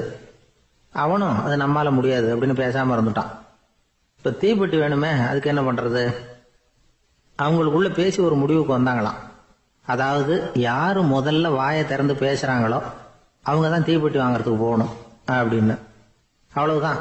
உடனே 4 பேரும் வாயை கெட்டியா மூடிட்டு படுத்துக்கிட்டாங்க. அவங்க சமையல் பண்ணி சாப்பிட்டாங்களா என்ன அப்படிங்கறது அர்ச்சகருக்கு தெரியல. சரி பார்த்துட்டு வரலாமேன்னு வந்தார். வந்து பாக்குறாரு, இவங்க 4 பேரும் அசையாம படுத்து கிடக்குறாங்க. அர்ச்சகர் பயந்துட்டார். ஒருவேளை பசி தாங்காம செத்து போட்டாங்களோ அப்படிங்கிற பயம், அல்லது நாம கொடுத்த உணவுப் பொருள்ல ஏதாவது விஷம் கலந்துருக்குமோ அப்படின்னு பயந்தார். அப்படின்னா நம்ம மேல பழி வந்துருமே அப்படின்னு நினைச்சு நடுங்க ஆரம்பிச்சுட்டார். அப்புறம் அவரும் ஒரு முடிவுக்கு வந்தாராம். கோவிலுக்கு பக்கத்திலேயே ஒரு பெரிய குழி இருந்தது. அதுல ஒவ்வொருத்தரையா இழுத்துக்கிட்டு போய் போட்டார். கொஞ்சம் மண்ணை தள்ளினார். காலால மிதிச்சார். அவர் மிதிச்ச மிதி ஒருத்தன் அடி வயத்துல போட்டுவிட்டது. அவன் உடனே வலி தாங்காம ஐயோ அம்மான்னு அலறினான். உடனே நடந்தது என்ன தெரியுமா? மத்த 3 பேரும் துள்ளி எழுந்திருச்சாங்களாம். அவனை பார்த்து நீ தாண்டா தீப்பெட்டி வாங்க போகணும், நீ தாண்டா வாங்க போகணும், நீ தான் சத்தம் போட்ட அப்படின்னு சொல்லி ஆரம்பிச்சிட்டாங்களாம். அர்ச்சகர் பார்த்தார். இது பேய் மாதிரி தெரியுதுன்னு நினைச்சுக்கிட்டு ஒரே ஓட்டமா ஓடி போட்டாராம். கிராமப்புறங்கள்ல இப்படி ஒரு கதையை சொல்றது உண்டு. சோம்பல்ங்கிறது நம்ம முன்னேற்றத்துக்கு பெரிய தடை அப்படிங்கறத நாம புரிஞ்சுக்கணும். அதுதான் இந்த கதை சொல்ற நீதி. ஒரு பள்ளிக்கூடத்துல ஒரு புதுமையான போட்டி நடந்துதான். அதாவது சோம்பேறித்தனத்துக்கு பரிசு. அதுல 2வது பரிசு யாருக்குன்னு அறிவிச்சாங்க. ஒரு பையன் எழுந்திருச்சு மெதுவா நடந்து போய் பரிசை வாங்கிட்டான். அடுத்தது முதல் பரிசு யாருக்கு அப்படின்னு அறிவிச்சாங்களாம். அவன் கடைசி வரிசையில இருந்து கத்தனானா, ஐயா அதையும் அந்த பையன் மூலமாவே கொடுத்து அனுப்பி வச்சிருங்க, இங்க வந்தது நான் வாங்கிக்கிறேன் அப்படின்னு நானா. ஒரு ஊர்ல ஒரு ஆள் இருந்தான். தையல் கடை வச்சிருந்தான். அவங்கிட்ட ஒருத்தன் ஒரு சட்டை துணி எடுத்து கொடுத்து தைக்க சொல்லியிருந்தான். வர்ற சனிக்கிழமை வா வந்து வாங்கிட்டு போ அப்படின்னு அவன் சொல்லியிருந்தான். அதே மாதிரி இவன் வந்தான். அவன் தச்சு வச்சிருந்த சட்டையை கொடுத்தான். இவன் வாங்கி அங்கேயே போட்டு பார்த்தான். கை நீளம் ஒண்ணுக்கு ஒண்ணு வித்தியாசமா இருந்தது. வலது கை இடது பக்கத்தை விட நீளம் குறைச்சலா இருந்தது. அவன் முணுமுணுக்க ஆரம்பிச்சுட்டான். என்ன இது இப்படி தைச்சுட்டியேன்னு. இதுக்கு அவன் சொன்னான், ஐயோ இதுக்காகவா சங்கடப்படுறீங்க? வலது கையை மட்டும் கொஞ்சம் உள்ள இழுத்தாப்புல வச்சுக்கிட்டீங்கன்னா சரியா போகுது. மற்றபடி அந்த சட்டையில உள்ள கலை அம்சத்தை கவனிங்க. எவ்வளவு அற்புதமா தச்சிருக்கேன் பாருங்க. ஒரு சின்ன குறைய இப்படி எல்லாம் பொருட்படுத்த வேண்டியதில்லை. நான் சொன்னது மாதிரி கைய கொஞ்சம் உள்ள இழுத்தது மாதிரி வச்சுக்கிட்டு நடந்து போங்க, ஜோரா இருக்கும் அப்படின்னா. அவனும் யோசிச்சு பார்த்தான். சரியான யோசனையா தான் தோணுச்சு. கொஞ்சம் முயற்சி பண்ணி வலது கையை கொஞ்சம் உள்ள இழுத்து சட்டை சரியா இருக்கிறது மாதிரி பண்ணிக்கிட்டான். இப்ப மறுபடியும் ஒரு பிரச்சனை. வலது கையை உள்ள இழுத்த மாதிரி அப்படியே வச்சுக்கிட்டதும் முதுகு பக்கம் கொஞ்சம் துணி தளர்த்தியா தொங்குறது மாதிரி தெரிஞ்சது. என்ன இது முதுகு பக்கம் துணி குவிஞ்சுட்டுதே தொங்குதே அப்படின்னா மறுபடியும், அடடா இதுக்காகவா கவலைப்படுறீங்க? உடம்ப அதுக்கு தகுந்த மாதிரி கொஞ்சம் வளைச்சிக்கிட்டா சரியா போடுது. இதுக்காக அந்த அழகான தையலை பிரிச்சு அதுல உள்ள கலை அம்சத்தை கெடுக்கிறதுக்கு என் மனசு இடம் தரல. எவ்வளவுக்கு தளர்த்தியா இருக்கோ அவ்வளவுக்கு கொஞ்சம் உடம்ப வளைச்சி அப்படி குனிஞ்சது மாதிரி போங்க போதும் அப்படின்னா. அதுவும் நல்ல யோசனையா தான் பட்டுது இவனுக்கு. சரின்னு சொல்லிவிட்டு புறப்பட்டான். தெருவில் இறங்கினான். கைய கொஞ்சம் உள்ள இழுத்தான். உடம்ப கொஞ்சம் முன்னால வளைச்சான். சட்டைக்கு தகுந்த மாதிரி உடம்ப பண்ணிட்டான். மெதுவா நடந்து போறான். இப்போ எதிரில் இன்னொருத்தன் வரான். இவனை பாக்குறான். இவன் போட்டிருக்கிற சட்டையை பாக்குறான். ஆஹா அற்புதம்ங்கிறான். சும்மா சொல்லக்கூடாது, ரொம்ப நல்லா இருக்கு, நிச்சயமா இது இந்த ஊர் மேல தெருவில் இருக்கிற ஒருத்தன் இருக்கானே, அவன் தச்சதாதான் இருக்கணும் அப்படின்னா. இதை கேட்டதும் அவனுக்கு ஆச்சரியம். எப்படி அவ்வளவு கரெக்டா கண்டுபிடிச்சிங்க அப்படின்னு கேட்டிருக்கான். இதுக்கு அந்த வழிபோகன்னு சொன்னானா, அவன் ரொம்ப கெட்டிக்காரன். உங்களை மாதிரி உடம்பும் கையும் வளைஞ்சு போன ஒரு ஆசாமிக்கு அவனை தவிர வேற யாராலேயும் இவ்வளவு பொருத்தமான ஒரு சட்டையை தைக்க முடியாது அப்படின்னானா. பாருங்க, அவனுக்காக இவன் அனுசரிக்க போய் இவனோட நிலைமை எப்படி ஆயிடுது பாருங்க. இதே மாதிரிதான் சில சடங்குகளும் சம்பிரதாயங்களும் நம்மளை கோமாளி ஆக்கி விட்டுரும். எதுவா இருந்தாலும் அதுல அறிவுபூர்வமான அணுகுமுறை அவசியம். ஒரு நர்ஸ் அவசரமா ஓடி டாக்டர் கிட்ட சொல்லிச்சான், டாக்டர் ஒரு தப்பு நடந்து போச்சு, 10ஆம் நம்பர் பெட்ல இருக்கிற பேஷண்ட்டுக்கு காலில் ஆபரேஷன் பண்றதுக்கு பதிலாக கையில ஆபரேஷன் பண்ணி விட்டீங்க. கை ஆபரேஷன் பண்ணிக்க வேண்டிய ஆள் 7ஆம் நம்பர் பெட்ல இருக்கார் அப்படின்னு தான். அதுக்கு ஒரு பதட்டப்படாம சொன்னாராம், பரவாயில்ல இவரை தூக்கி 7ஆம் நம்பர் பெட்ல போட்டுரு அப்படின்னா. ஒரு வயசான பாட்டியின் தாத்தாவும் ஒரு பூங்காவில் உட்காந்து பேசிக்கிட்டு இருக்கிறாங்க. அவங்களுக்கு கல்யாணம் ஆகி 53 வருஷம் ஆச்சு. பிள்ளைங்கள்லாம் படிச்சு பெரிய பெரிய வேலையில இருக்கிறாங்க. பேரன் பேத்திகளும் நல்ல நிலைமையில இருக்கிறாங்க. இந்த தாத்தாவும் பாட்டியும் சிரிச்சு பேசிக்கிட்டு இருந்தத ஒரு பெரியவர் பார்த்தார். அவருக்கு ஆச்சரியமா இருந்தது.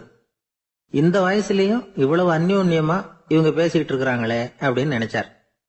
சரி நேரிலேயே கேட்டுருவோமே அப்படின்னு நினைச்சிட்டு கிட்ட போனார். உங்க மன வாழ்க்கையின் வெற்றிக்கான ரகசியம் என்ன அப்படின்னு கேட்டார். இதை கேட்டதும் அந்த தாத்தா சிரிச்சுக்கிட்டே பாட்டிய பார்த்தாராம். அதுக்கப்புறம் சொன்னாராம், நான் இந்த அம்மாவை கல்யாணம் பண்ணிட்டதுக்கும் எங்களுடைய இல்வாழ்க்கை இவ்வளவு நாளா பலம் குறையாம மகிழ்ச்சியா இருக்கிறதுக்கும் காரணம் ஒண்ணுதான்.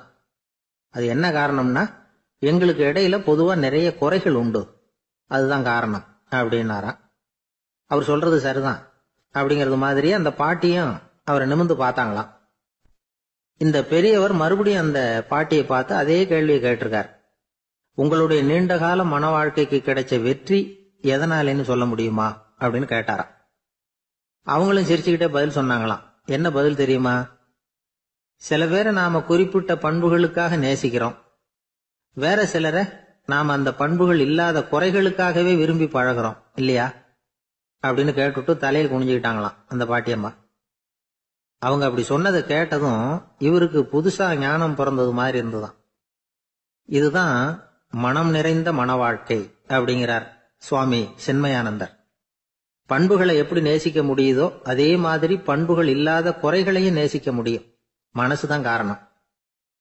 ஒரு மேல்நாட்டு தம்பதி, அவங்களும் தாத்தா பாட்டி தான். அவங்க 2 பேரும் ஒரு பூங்காவில் உட்காந்து சிரிச்சு பேசிக்கிட்டு இருக்கிறாங்க. அத ஒருத்தர் பார்த்தார். அவருக்கு ஆச்சரியம், இவ்வளவு காலம் ஆகி இந்த வயசுலயும் இப்படி அன்பா பேசிக்கிட்டு இருக்கிறாங்களே அப்படிங்கிற ஆச்சரியம். கிட்ட நெருங்கி போனாரு. கேட்டார், ஏன் தாத்தா உங்களுக்கு கல்யாணம் ஆகி எவ்வளவு வருஷம் ஆச்சுன்னார். 55 வருஷம் ஆச்சுன்னாராம் அவரு. இன்னமும் இவ்வளவு சந்தோஷமா இருக்கிறீங்களே, அதுக்கு என்ன காரணம்னு கேட்டிருக்கார். அதுக்கு என்ன காரணம்னா, இதுவரைக்கும் எங்களுக்குள்ள சண்டையே வந்ததில்லை அப்படின்னாராம். அது எப்படி முடியும்னு கேட்டிருக்கார் இவர் ஆச்சரியமா. அந்த தாத்தா சொல்ல ஆரம்பிச்சாராம், பாருப்பா, எங்களுக்கு கல்யாணம் ஆன புதுசுல நானும் என்னுடைய மனைவியும் ஒரு குதிரை மேல ஏறி ஒரு காட்டு வழியா போய்கிட்டு இருந்தோம். கொஞ்ச தூரம் போனதும் அந்த குதிரை எடக்கு பண்ணிச்சு. நான் உடனே கீழே இறங்கி அந்த குதிரையை பார்த்து, இது உனக்கு முதல் தடவை அப்படின்னு மிரட்டலா சொல்லிவிட்டு ஏறி உக்காந்தேன். மறுபடியும் போனோம். கொஞ்ச தூரம் குதிரை நல்லபடியா நடந்து போச்சு. மறுபடியும் எடக்கு பண்ண ஆரம்பிச்சுட்டுது. நான் கீழே இறங்கினேன். கையில இருந்த சாட்டையால ஓங்கி ஒரு அடி கொடுத்தேன். இது உனக்கு 2வது தடவை அப்படின்னு சொல்லிவிட்டு ஏறி உக்காந்தேன். மறுபடியும் குதிரை கொஞ்ச தூரம் நல்ல விதமா நடந்து போச்சு. அப்புறமும் எடக்கு பண்ண ஆரம்பிச்சுட்டுது. அந்த சமயத்துல ஒரு ஆற்று பாலத்தை கடந்து போய்கிட்டு இருக்கிறோம். நான் கீழே இறங்கினேன். என்னுடைய மனைவியையும் கீழே இறங்க சொன்னேன். அந்த குதிரையை பிடிச்சி அப்படியே ஆத்துல தள்ளி விட்டுட்டேன். தள்ளி விட்டுட்டு, இது உனக்கு கடைசி தடவை அப்படின்னு சொன்னேன். அதை பார்த்ததும் என் மனைவி பதறி போயிட்டாங்க. போய், ஐயோ பாவம், என்ன இப்படி பண்ணிவிட்டீங்க, உங்களுக்கு மனசுல கொஞ்சம் கூட இறக்கமே இல்லையா அப்படின்னாங்க. நான் மெதுவா இவங்க பக்கம் திரும்பி, இது உனக்கு முதல் தடவை அப்படின்னு. அவ்வளவுதான், அன்னையில இருந்து இன்னைய வரைக்கும் ஒரு நாள் கூட எங்களுக்குள்ள சண்டையே வந்ததில்லை அப்படின்னு விளக்கம் கொடுத்தார் அந்த தாத்தா. காஞ்சிபுரத்துல பல்லவ ராஜா ஒரு கோவில் கட்டினார், கைலாசநாதர் கோவில். அதுக்கு கும்பாபிஷேகம் பண்றதுக்கு ஒரு நாள் குறிப்பிட்டு அதுக்கு வேண்டிய ஏற்பாடுகள்லாம் பண்ணினார். முதல் காரியமா கடவுளை வேண்டிக்கிட்டார். நீங்க இந்த கும்பாபிஷேகத்துக்கு நேரில் வந்து கலந்துக்கணும்னார். கடவுள் அந்த ராஜா கனவுல வந்தார். நீ கும்பாபிஷேகம் வச்சிருக்கிற அதே நாள்ல அதே நேரத்துல எனக்கு இன்னொரு ஊர்ல ஒரு கும்பாபிஷேகம் இருக்குது, அதுக்கு போக வேண்டியிருக்கு. அதாவது திருநின்ற ஊர்ல என்னுடைய பக்தர் ஒருத்தர், அவரும் ஒரு கோயில் கட்டி கும்பாபிஷேகம் செய்யறார். நான் அதுக்கு போக வேண்டியிருக்கு, அதனால உன்னுடைய தேதியை நீ மாத்தி வச்சுக்கோ அப்படின்னார். கடவுள் தான் எங்கேயும் இருக்கிறவராச்சே, அவர் நினைச்சா 2 இடத்துலயும் இருந்து கோயில் கும்பாபிஷேகத்தை நடத்த முடியாதா? ஏன் அப்படி செய்யல? அது ஒரு முக்கியமான காரணத்துக்காகத்தான். திருநின்ற ஊர்ல இருந்த பூசலாருங்கிற அந்த அடியாரின் பெருமையை இந்த உலகத்துக்கு எடுத்து காட்டணுங்கிறதுக்காகத்தான் கடவுள் அந்த ராஜா கிட்ட அப்படி சொன்னார். சரி, அந்த அடியார் அப்படி என்னதான் பெருசா கோயில் கட்டி விட்டார்? ராஜா கட்டின கோயிலை விட பெருசா? அவர் கட்டினது கருங்கல்லாலேயோ மண்ணாலேயோ மரத்தாலேயோ இல்ல. அவர் கட்டின கோயில் வேற மாதிரி. அது மனசால கட்டின கோயில், மனசுக்குள்ள இருக்கிற கோவில், மனக்கோவில். அந்த அடியார் தன்னோட மனசுக்குள்ள மாசக்கணக்கா ஒவ்வொரு கல்லா சேர்த்து கட்டின கோவில். இந்த விஷயம் ராஜாவுக்கு தெரியாது. அவர் என்ன நினைச்சுட்டாரு, அது நாம கட்டின கற்கோயிலை விட ரொம்ப பெருசா இருக்கும் போல இருக்கு அப்படின்னு நினைச்சுட்டாரு. சரி, அப்பேற்பட்ட அந்த கோயிலை தரிசனம் பண்ணிவிட்டு வருவோம் அப்படின்னு நினைச்சு ராஜா திருநின்ற ஊருக்கு போறார். அங்க போய் பார்த்தா கோயிலையும் காணும், ஒன்னையும் காணும். கடைசியில பூசலார் கட்டின மனக்கோவில் தான் அதுங்கிறத அவர் புரிஞ்சுக்கிறார். உடனே அந்த அடியாரின் காலில் விழுந்து வணங்குறார். அவரோ, இது மனசால முயன்ற கோவில், இதுக்கு இத்தனை பெருமையா அப்படின்னு ஆச்சரியப்படுறார். இதுல ஆச்சரியப்படுறதுக்கு ஒண்ணும் இல்ல. ஆண்டவன் விரும்புறது அகபக்தியை தவிர புற தோற்றங்களே அல்ல. இத நாம புரிஞ்சுக்கிட்டோம்னா நமக்குள்ள எந்த வேறுபாடுகளும் வர்றதுக்கு வழியே இல்லை. இன்னொரு ராஜா இருந்தார். அவரு ஆண்டவனுக்கு படைக்கிறதுக்காக ஒரு தார் நல்ல செவ்வாழை பழமா எடுத்துக்கிட்டு போகணும்னு நினைச்சார். அதனால முத நாளே அதை வாங்கிட்டு வர சொன்னார் வேலைக்காரங்கிட்ட. வேலைக்காரன் போனா கடைத்தெருவில் ஒரு தார் பழம் வாங்கினா. வர்ற வழியில அவன் குடிசை அப்படியே எட்டி பார்த்துட்டு போவோமேன்னு நினைச்சான். போனான். அங்க இவனோட குழந்தை பாவம் பசியால கத்திக்கிட்டு இருக்கு. இவன் பார்த்தான், இவ்வளவு பெரிய தாரில் ஒரு 2 பழம் எடுத்தா தெரியவா போகுது அப்படின்னு நினைச்சு ஒரு 2 பழத்தை பிச்சு அந்த குழந்தைகிட்ட கொடுத்தான். அது அதை வாங்கி வயிறார சாப்பிட்டது. பசி அடங்குச்சு, விளையாட போட்டுது. இவன் அதுக்கப்புறம் வாழைப்பழத்தை எடுத்துக்கிட்டு அரண்மனைக்கு வந்தான். 2 பழம் பிச்சிருக்கிறது ராஜாவுக்கு தெரிஞ்சு போச்சு. இவன் உண்மையை சொல்லிவிட்டான். உடனே ராஜா, கடவுளுக்கு படைக்க வேண்டிய பொருளை குழந்தை எச்சில் பண்ண விட்டுருக்கியே அப்படின்னு சொல்லி அவனை கட்டி வச்சு சாட்டையால் அடிச்சார் பாவம். மறுநாள் பழத்தை கோயிலுக்கு எடுத்துட்டு போனார். கடவுள் முன்னாடி வச்சார். கடவுள் கண்ணை திறந்து பார்த்தார், பழம்லாம் அழுகி இருக்குது. என்ன இது அழுகி போன பழம் அப்படின்னார். ராஜா முழிச்சார். நல்லா தானே இருந்தது அப்படின்னு நினைச்சார். அப்போ கடவுள் அந்த ராஜா கிட்ட சொன்னாராம், இத பாருப்பா, இந்த தாரில் 2 பழம் தான் நல்ல பழம். அந்த 2 பழங்களையும் நேத்துக்கே நான் சாப்பிட்டுட்டேன் அப்படின்னாராம். அப்பதான் ராஜாவுக்கு புரிஞ்சுது, ஏழை குழந்தையின் பசியை தீர்க்கறதுக்காக உதவுன அந்த 2 பழம் தான் இறைவன் சாப்பிட்ட பழம்னு. இறைவன் இருக்கிற இடம் எது? இதுதான். இந்த உலகத்துல மனுஷன் எவ்வளவோ தவறுகள் செய்யறான். அதுக்கெல்லாம் என்ன காரணம்? அதை பத்தின ஆராய்ச்சி தான் இன்னைக்கு. இதுக்கு ஆராய்ச்சி என்னத்துக்கு? அது தெரிஞ்ச விஷயம் தானே அப்படின்னு நீங்க நினைக்கலாம். ஆனா அப்படி அலட்சியமா இந்த விஷயத்தை விட்டுறக்கூடாது. பொதுவா எல்லோரும் நினைக்கலாம், எது சரி எது தவறு அப்படின்னு தெரியாததுனாலதான் மனுஷன் தப்பு பண்றான் அப்படின்னு. ஆனா அப்படி சொல்லிட முடியாது. மனுஷன் தெரிஞ்சே தான் தவறுகள் பண்றான். இப்போ உதாரணத்துக்கு ஒரு சாலையில இடது பக்கம் போக வேண்டிய ஒருத்தர் நடுக்கோட்டை தாண்டி வலது பக்கமா வண்டியை ஓட்டிட்டு போறாருன்னு வச்சுங்க. என்னப்பா இது தப்பு இல்லையா அப்படின்னு அவர்கிட்ட கேட்டா, அதெல்லாம் எனக்கு தெரியும், நீ உன் வேலையை பார்த்துட்டு போ அப்படிம்பார். வலது பக்கமா போறது தப்புன்னு தெரிஞ்சே தான் அவர் அப்படி செய்யறார், அப்படி போறார். பெரிய உத்தியோகத்துல இருக்கிறவங்க கூட லஞ்சம் வாங்குறாங்க. அவங்களுக்கெல்லாம் லஞ்சம் வாங்குறது தப்புன்னு தெரியலன்னு அர்த்தம். திருடுறது தப்புன்னு தெரியாமலாம் மனுஷன் திருடுறான். நல்லாவே தெரியும். நீங்க வேணும்னா கேட்டு பாருங்க, வேற வழி இல்லை அதனாலதான் திருடுறேன்பா. திருடுறது ஒரு புண்ணியமான காரியம்னு திருடனே கூட சொல்ல மாட்டான். திருடுறது தவறுங்கிறது திருடனுக்கு தெரியும் அப்படிங்கறத விளக்கறதுக்காக ஒரு பெரியவர் ஒரு கதை சொன்னார். அதாவது 2 திருடர்கள் 2 பேரும் சேர்ந்து ஒரு வீட்டுக்கு போய் ஒரு 10,000 ரூபாயை திருடிட்டு வந்துடுறாங்க. ஒரு காட்டு வழியா வந்துகிட்டு இருக்கிறாங்க. இன்னும் விடியல. 2 பேருக்கும் தூக்கம் கண்ணை சுத்துது. சரி, இப்படியே ஒரு மரத்தடியில படுத்து தூங்குவோம், காலையில விடிஞ்சதும் இந்த பணத்தை 2 பேரும் பங்கு போட்டுக்குவோம் அப்படின்னு முடிவு பண்றாங்க. அதே மாதிரி படுத்து தூங்குறாங்க. நடு ராத்திரியில ஒரு திருடன் முழிச்சுக்கிறான். விடிகிற வரைக்கும் காத்துக்கிட்டு இருந்தா 5000 ரூபா தான் கிடைக்கும், இப்பவே கம்பி நீட்டினா 10,000 ரூபா கிடைக்கும் அப்படின்னு யோசிச்சு பார்த்துட்டு ஒரு முடிவுக்கு வந்தான். மெதுவா அந்த 10,000 சுருட்டிக்கிட்டு அடுத்தவனுக்கு தெரியாம ஓடி போயிட்டான். விடியுது. அடுத்தவன் எழுந்திரிச்சு பாக்குறான். பணத்தையும் காணல, பாகஸ்தனையும் காணல. இந்த திருடன் அந்த திருடனை திட்டுறான். திருட்டு பய, அயோக்கிய பய, இப்படி அநியாயமா கிளப்பிட்டு போட்டானே அப்படிங்கிறான். இதுல இருந்து என்ன தெரியுது?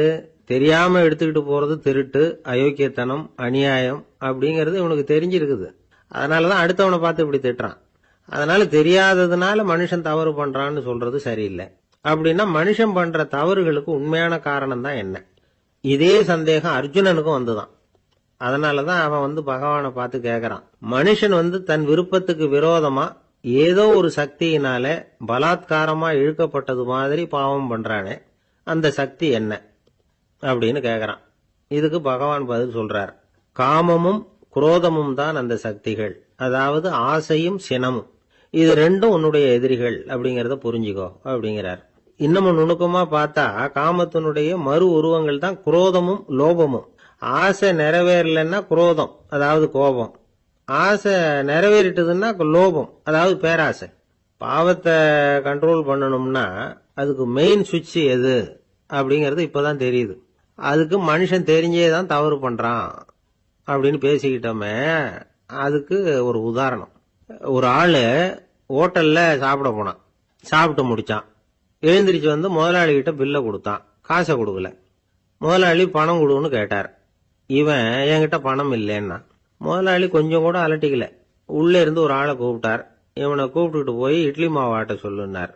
இவனும் கவலைப்படாம உள்ள போயிட்டான். அப்போ அழைச்சிட்டு போற ஆளு கேக்குறான், ஏன் சார் சாப்பிடுறதுக்கு முன்னாடி காசு இல்லைங்கிறது உங்களுக்கு தெரியாதா அப்படின்னு கேக்குறான். தெரியும், காசு இல்லைங்கிறதும் தெரியும், காசு இல்லாம சாப்பிட்டா மாவாட்டணுங்கிறதும் தெரியும் அப்படின்னா அந்த ஆள். அப்படின்னா நீங்க உங்க வீட்லயே சாப்பிட்டு இருக்கலாமே அப்படின்னு கேக்குறான் அவன்.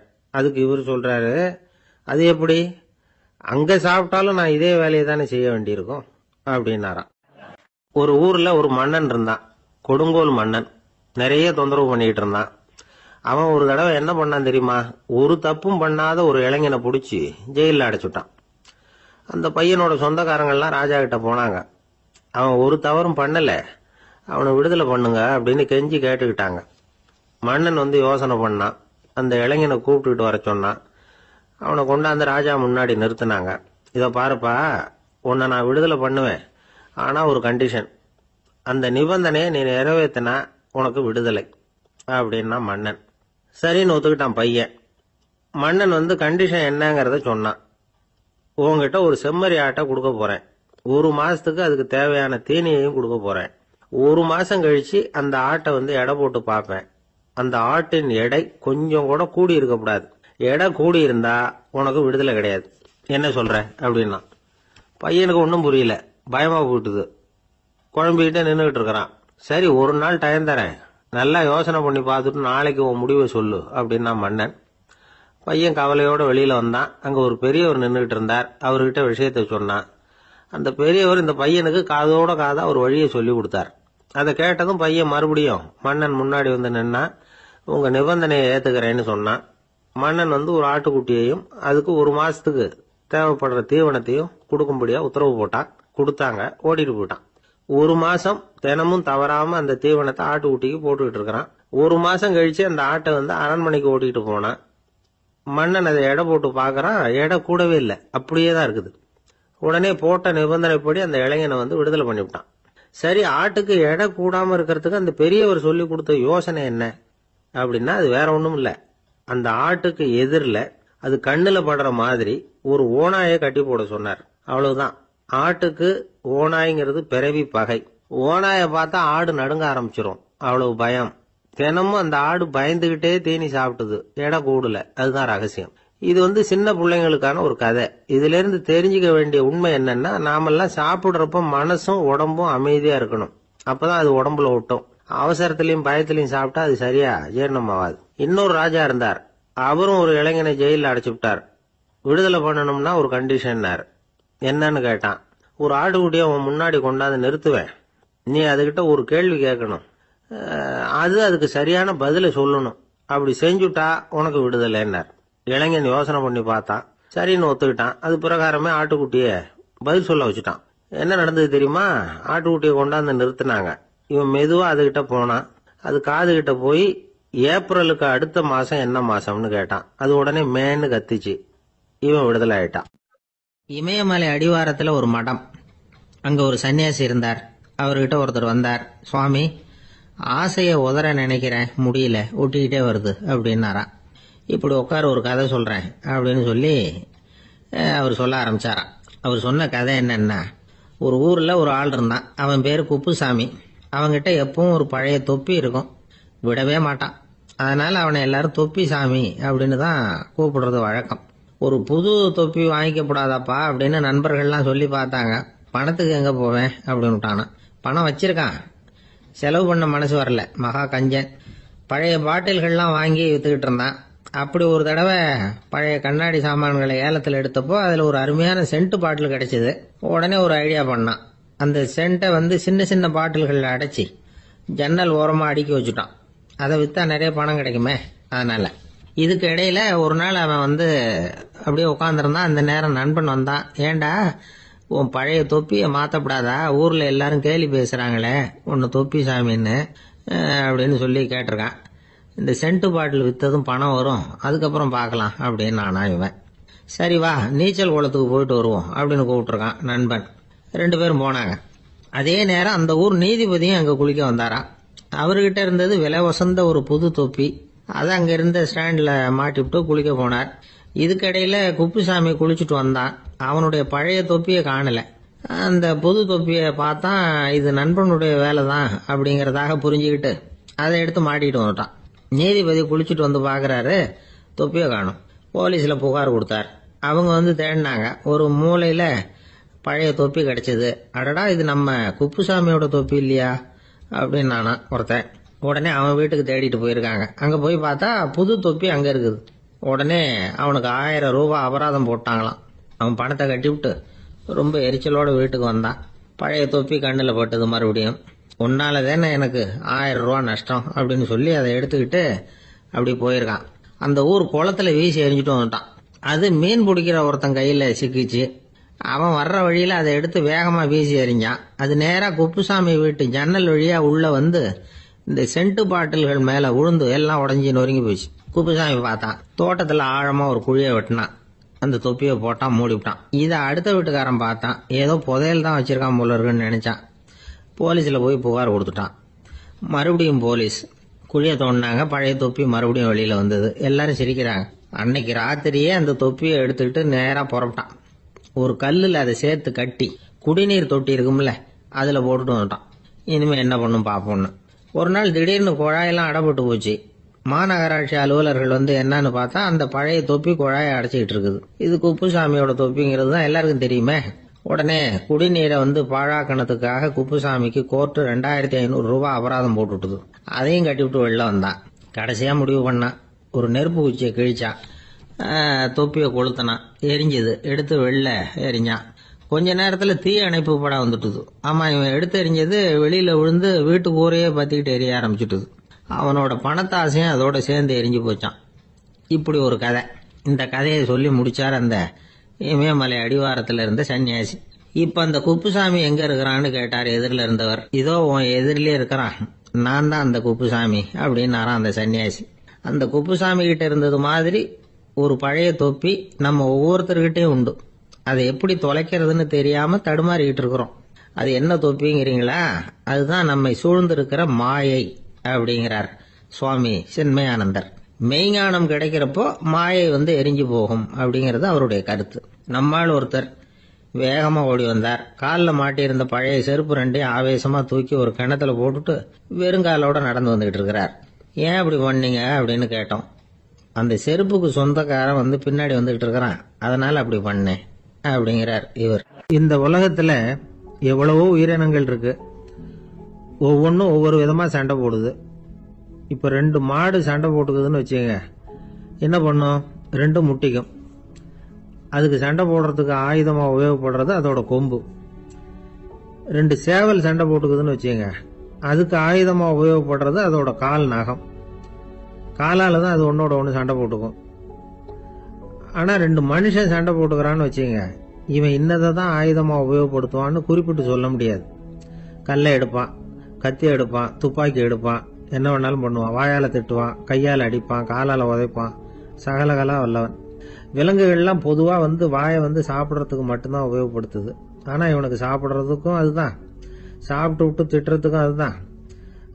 ஆனால் ஒரு விஷயத்தில் மட்டும் கெட்டிக்கிறேன். அதாவது நாம் சண்டை போட்டுக்கிட்டாலும் பரவாயில்லை, கோழிகள் சண்டை போடாமல் இருக்கணும் அப்படின்னு ஆசைப்படுறான். எதுக்காக? கோழிகள் சண்டை போடாமல் இருந்தால் நிறைய முட்டைகள் போடுமா, அதுக்காக தான் இந்த அக்கறை. கோழி பண்ணை வச்சிருக்கிறவங்களுக்கு இது ஒரு பெரிய பிரச்சனை. அதாவது பண்ணையில் இருக்கிற கோழிகளுக்குள்ள அடிக்கடி சண்டை வந்துடும், அதனால முட்டை உற்பத்தி குறைஞ்சிரும். சரி, இதுக்கு என்ன பண்ணுறது? பண்ணையில் போய் உட்காந்துக்கிட்டு தினமும் பஞ்சாயத்து பேசிகிட்டு இருக்க முடியுமா? அமெரிக்காவில் கோழி பண்ணை வச்சிருக்கிற ஒருத்தர் இதை பற்றி யோசனை பண்ணி பார்த்தாராம். ஒரு வழியையும் கண்டுபிடிச்சிருக்கார். கோழிக்கெல்லாம் மூக்கு கண்ணாடி மாட்டி விட்டுட்டோம்னா அது சண்டை போடுற குணம் குறைஞ்சிரும், முட்டை அதிகமாகிடும். அந்த கண்ணாடியில் உள்ள லென்ஸ் சிவப்பு நிறத்தில் இருக்கணும், அவ்வளவுதான் அப்படின்னு அவர் கண்டுபிடிச்சாராம். இது ஏற்கனவே நடைமுறையில் கண்டுபிடிக்கப்பட்ட ஒரு விஷயம். ஆனால் எல்லா கோழிக்கும் சிவப்பு மூக்கு கண்ணாடி எப்படி மாட்டி விடுறது? அப்படியே மாட்டி விட்டாலும் அது நழுவாமல் இருக்கணுமே. இப்போ நாமெல்லாம் நடு விரலால் மூக்கு கண்ணாடி நடுவில் தொட்டு அப்படி ஸ்டைலாக சரி பண்ணிக்கிறோம், அது மாதிரி கோழி எப்படி சரி பண்ணிக்கும்? இதுதான் பிரச்சனை. இதுக்கு அவர் என்ன வழி கண்டுபிடிச்சாருன்னா, கோழிக்கெல்லாம் மூக்கு கண்ணாடிக்கு பதிலாக விழியொட்டு வில்லைகள், கான்டாக்ட் லென்ஸ், அதை பொருத்தி விட்டா என்ன அப்படின்னு யோசனை பண்ணார். அதே மாதிரி பண்ணார். அதே மாதிரி செஞ்சு பார்த்தார், வெற்றி. அதுக்கப்புறம் கோழியெல்லாம் சண்டை போட்டுக்கலையாம், சமாதான பிரியர்கள் ஆகிட்டு தான். கோழிகளுக்கு இயல்பாகவே சண்டை போடுற குணம் உண்டு. ஆனால் அதோட கண்ணுக்கு பார்க்குற பொருள்லாம் ரோஜா நிறத்திலேயோ அல்லது இன்னும் சொல்ல போனால் அழுத்தமான சிவப்பு நிறத்திலேயோ தெரிஞ்சதுன்னா சண்டை போடுற குணம் குறைஞ்சிருதான். அந்த சமயத்தில் அது அதிகமாகவும் முட்டையிட ஆரம்பிச்சுடுதான். அதே நேரத்தில் இறை எடுக்கிறத கூட குறைச்சிக்குதான். இது ஏன் இப்படி பண்ணுதுங்கிறது விஞ்ஞானிகளுக்கு இன்னமும் புரியலையா. எப்படியோ அமெரிக்க கோழிகள்லாம் கான்டாக்ட் லென்ஸ் பொருத்திக்க ஆரம்பிச்சாச்சு. கோழி கழுத்தை பிடிச்சிக்கிட்டு ஒரு சில வினாடிகளில் அதை பொருத்தி போடுறாங்களாம். கோழியோட ஆயுள் பூரா அது அப்படியே இருக்குமா. பண்ணையில் முட்டை உற்பத்தி குறைஞ்சா இது மாதிரி விஞ்ஞானபூர்வமாக பரிகாரம் தேடுறது தான் நல்லது. நமக்கு வேண்டியப்பட்ட ஒருத்தர், அவர் ஒரு கோழி பண்ணை வச்சிருந்தார். அந்த பண்ணையில் பாதி கோழி திடீர்னு செத்து போச்சு. உடனே ஒரு கால்நடை மருத்துவர்கிட்ட போக வேண்டியது தானே, அங்கே போகல. உள்ளூரில் மந்திரம் பண்ணிட்டு இருந்த ஒரு சாமியார்கிட்ட போனார். அவர் காலில் விழுந்தார். சாமி, என் பண்ணையில் பாதி கோழி செத்து போட்டுதுன்னார். சாமியார் யோசனை பண்ணார். சரி, பண்ணையில் வாசப்படி கிழக்கு பக்கமாக வச்சிருக்கியா மேற்கு பக்கமாக வச்சிருக்கியான்னு கேட்டார். கிழக்கு பக்கமாக இருக்குன்னார் அவர். அதுதான் தப்பு, மேற்கு பக்கமாக அதை மாற்றி சரியாக போடும்னாராம். அதே போல் இவர் போய் மாற்றிவிட்டார். அப்பவும் பாதி செத்து போச்சு. மறுபடியும் சொன்னார், சாமி மறுபடியும் பாதி கோழி செத்து போட்டுதேன்னார். சரி, கூரை எப்படி போட்டிருக்க, ஓடு போட்டிருக்கியா இல்லை கீத்து போட்டிருக்கியான்னார். ஓடு போட்டிருக்கேன்னாராம் அவர். அதுதான் தப்பு, கீத்து போட்டுரு சரியா போடும்னாராம். சரின்னு போய் அதையும் மாற்றி பார்த்தார். மறுபடியும் போயிட்டு கோழி செத்து போச்சு. வந்தார், மறுபடியும் பாதி செத்து போச்சு சாமின்னு வந்தார். இவரும் யோசனையை மாற்றி மாற்றி சொல்லிகிட்டே இருக்கிறார். இப்படி அவரும் மாற்றி மாற்றி பார்த்தார். 6வது தடவையாக அவரை தேடிட்டு வந்தார். அந்த சமயத்தில் இவர் ரொம்ப தீவிரமாக யோசனை பண்ணி பார்த்துட்டு, அது சரிப்பா, நீயே என்கிட்ட சளைக்காமல் வந்துகிட்டு இருக்கிற, நானும் யோசனை சொல்லிட்டு இருக்கேன். இப்பவும் உங்ககிட்ட சொல்றதுக்கு என்கிட்ட யோசனை நிறைய இருக்கு, ஆனா சோதிக்கிறதுக்கு உங்ககிட்ட கோழி இல்லையே, என்ன பண்றது அப்படின்னா. ஒரு காடு, நல்ல மரம்லாம் செழிச்சு இருந்தது. அப்படிப்பட்ட காட்டுல ஒரு சாது இருந்தார். அவர் எப்படின்னா எப்பவும் ஒரு மரத்தடியில் உட்காந்துருப்பார். ஏன்னா அவருடைய இருப்பிடமே அதுதான். அவர் என்ன பண்ணுவார், 3 கல் வச்சிருந்தார். செங்கல் மாதிரி இருக்கும், ஆனா அதை விட கொஞ்சம் பெருசா இருக்கும். எதுக்கு அந்த 3 கல்லுன்னா, அதுதான் அவருடைய படுக்கை. அதாவது தூங்குறப்ப ஒரு கல்லை தலைக்கு கீழே வச்சுக்குவார், இன்னொரு கல்லை இடுப்புக்கு கீழே வச்சுக்குவார், இன்னொரு கல்லை காலுக்கு கீழே வச்சுக்குவார். உடம்ப ஒரு அப்படியே ஒரு தகட்டால மூடிக்குவார், அப்படியே தூங்கி போடுவார். மழை பெய்யுதுன்னு வச்சுங்க, அவர் உடம்பு 3 கல் மேல இருக்குதா, அதனால தண்ணி அடியில் ஓடி போடும், உடம்பு நனையாது. மேல தகடு இருக்கிறதுனால மழையும் உடம்புல படாது. அவர் தூக்கமும் கிடையாது, நிம்மதியா தூங்குவார். பகல்ல அந்த 3 கல்லையும் ஒரு சேர ஒரு அடுப்பு மாதிரி வச்சு அது மேல உட்காந்துக்குவாரு. அதனால பாம்பு பூச்சி எதுவும் அவரை தொந்தரவு பண்றதில்ல, அது பாட்டுக்கு நடந்து போயிடும். அவர் பாட்டுக்கு நிம்மதியா இருப்பார். யாராவது எதையாவது கொண்டுட்டு கொடுத்தா அதை வாங்கி சாப்பிடுவார், அவ்வளவுதான். ஒரு நாள் அந்த நாட்டு அரசன் காட்டுக்கு வேட்டையாட வந்தான். அந்த வழியா வந்தப்போ இந்த சாது படுத்திருக்கிறத பார்த்தான், பரிதாபப்பட்டான். ஐயோ பாவம், இவர் இப்படி இந்த கல்லு மேல உடம்ப வச்சுக்கிட்டு தூங்குறாரு, என்ன பாடுபடுவார், இவரை நாம அரண்மனைக்கு அழைச்சிட்டு போய் சுகமா நிம்மதியா இருக்கிறதுக்கு வழி செஞ்சு கொடுப்போம், அது ரொம்ப நல்லா இருக்கும் அப்படின்னு நினைச்சான். அப்படி நினைச்சுக்கிட்டே அரண்மனைக்கு வந்துட்டான். அதுக்கப்புறம் ஒரு பல்லக்கையும் 2 சேவகர்களையும் காட்டுக்கு அனுப்பி அந்த சாதுவை மெதுவா இங்க அழைச்சிட்டு வந்துருங்க அப்படின்னு சொல்லி அனுப்பி வச்சான். இவங்க போய் அவர்கிட்ட விவரத்தை சொன்னாங்க. எனக்கு என்னத்துக்கு அரண்மனை வாசம் அப்படின்னார். இருந்தாலும் மன்னர் உத்தரவு, நீங்க அவசியம் வரணும் அப்படின்னாங்க இவங்க. சரின்னு சொல்லிவிட்டு வேற வழி இல்லாம புறப்பட்டார். புறப்படும் பொழுது என்ன பண்ணாருன்னா, மறக்காம அந்த 3 கல்லு, ஒரு தகடு அதையும் எடுத்து பல்லக்குல வச்சுக்கிட்டார். என்னத்துக்கு இதையெல்லாம் எடுத்து வைக்கிறாரு அப்படின்னு சொல்லி அவங்க யோசனை பண்ணாங்க. இருந்தாலும் அதை பத்தி ஒன்றும் கேட்கல. பேசாம அவரை அழைச்சிட்டு போய் அரண்மனையில் விட்டுட்டாங்க. அரசன் ஓடி வந்தான், வரவேற்றான், அறுசுவை உணவு படைச்சான். அவர் படுக்கிறதுக்கு தங்க கட்டில், பட்டு மெத்தை, இப்படி எல்லாம் ஏற்பாடு பண்ணி வச்சான். இங்க படுத்து ஓய்வு எடுத்துங்க அப்படின்னு சொல்லிவிட்டு அவன் பாட்டு போயிட்டான். மறுநாள் காலையில பாக்குறான், சாது படுத்திருக்கிறார். எப்படி தெரியுமா, அந்த பட்டு மெத்த மேல 3 கல்லையும் வச்சு வழக்கம் போலவே அது மேல படுத்திருக்கிறார். அதுக்கு மேல தகடு. அரசன் பார்த்துட்டு அதிர்ச்சி ஆயிட்டான். என்ன சுவாமி இப்படி அப்படின்னா, சாது சொன்னார், எனக்கு தேவையும் இல்லை குறையும் இல்லை, எல்லா இடத்துலயும் எனக்கு ஒரே மகிழ்ச்சி தான் அப்படின்னார். மகிழ்ச்சிங்கிறது தங்க கட்டிலேயோ பட்டு மெத்தையிலேயோ இல்லை, அது மனசுல இருக்கிற ஒரு விஷயம். உண்மையான மகிழ்ச்சிக்கு வழி மனப்பக்குவம் அப்படிங்கிறது அந்த அரசனுக்கு புரிஞ்சுதான். இந்த காலத்துல ஒரு சாமியார், அவரை தேடி ஒரு சீடன் வந்தான். என்னாச்சு தெரியுமா, சுவாமி எனக்கு நிம்மதி வேணும், அதுக்கு என்ன வழின்னு கேட்டான். சாமியார் நிமிர்ந்து பார்த்தார். அப்புறம் சொன்னார், நீ ஏகப்பட்ட பேர்கிட்ட கடன் வாங்கி இருக்கிற, அதையெல்லாம் திருப்பி கொடுத்தாதான் உனக்கு நிம்மதி கிடைக்கும்னார். இவனுக்கு ஆச்சரியம். அது எப்படி சாமி, அவ்வளவு கரெக்டா நான் கடன் வாங்கினதை கண்டுபிடிச்சிங்க அப்படின்னா, உனக்கு கடன் கொடுத்து சாமியாரா போனதே நான் தான்ப்பா, அதனாலதான் இந்த கதிக்கு வந்தேன். என்கிட்டயே நிம்மதிக்கு வழி கேட்கிறிய, அதுதான்டா வேதனை அப்படின்னாராம் அவர். ஜப்பான்ல உள்ள ஒரு புத்த விகாரை, அங்க ஒரு வயசான பௌத்த குரு தங்கியிருக்கிறார்.